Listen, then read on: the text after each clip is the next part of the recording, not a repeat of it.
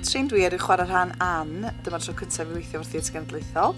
Da ni wedi bod yn gweithio wrth yma ar dechneg newydd i fi, lle da ni wedi bod yn mynd drwy olygfa gam wrth gam, heb ddefnyddio geiriau ar y set, wedyn dod o'r geiriau fewn, ond heb ddefnyddio'r sgript. Mae o yn help oherwydd ti wedi gwneud y symudiadau, a mae'r symudiadau fatha mae yna muscle memory.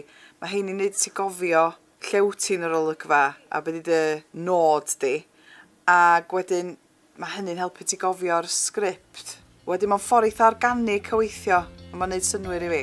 Hyd yma mae wedi bod yn brofiad gwefreiddiol cael gwneud bod yn rhan o'r broses. Mae wedi bod yn wych i fi ddarganfod a gweithio yn y dull yma.